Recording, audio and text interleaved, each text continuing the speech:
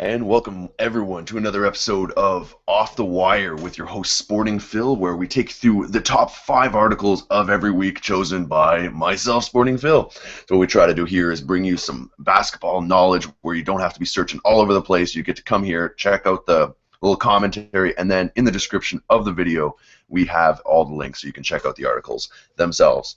And as always, you can check all of our stuff here on hoopslounge.com. So we'll dive right into the first article here. The first article here from RealGM.com talking about Raymond Felton, how he's turned himself in gun charges. This is not exactly news for professional sports, but again, off-the-court issues rearing its ugly head. So give this one a quick little read. This is unfortunate. It's kind of interesting. He was almost on his way to Clipperland. But the Clippers didn't want to take on his contract, and now he's getting in trouble in the Big Apple. Next article here, again on Mr. Jason Collins, talking about how he's found his spot there in Brooklyn, looking to have a nice backup role as a center, especially getting some minutes with Brook Lopez having some injury issues. So give this one a little bit of a read. I think it's a good landing spot for him. There's not going to be too much pressure, a lot of veterans, and I think the Brooklyn Nets are a good spot for him. So the third article here, Danny Granger. Granger was pissed off and told about the trade, that trade being from the Indiana Pacers to the Philadelphia 76ers, and being told he could sign with the Heat or Spurs. The Heat have come out recently and saying they don't really want to sign him. They don't want to mess with the chemistry. The Spurs definitely are up there in contention, as well as some other teams like the Los Angeles Clippers, who I really think he should go to. But give this one a quick little read.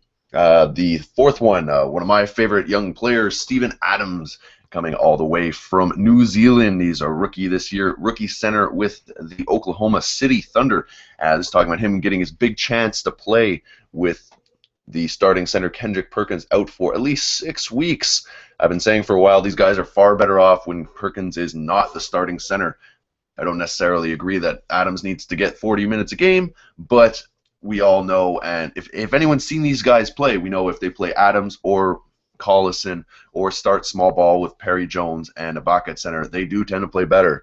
I don't know what Scott Brooks, the coach, why he's so in love with Kendrick Perkins. I mean, I heard he's good in the locker room, but maybe just make him assistant coach. It seems like you're paying him a lot of money for that.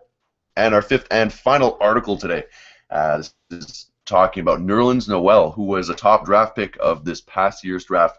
He was drafted by the New Orleans Pelicans, then part of that trade with sending Drew Holiday from the 76ers to the Pelicans, and the Pelicans sent Nerlens Noel plus 2014 first-round draft pick, so 2 pretty valuable picks, although Drew Holiday is a good player, to the 76ers. So this is talking about how it actually makes sense for Noel to be taking this season off to properly recoup.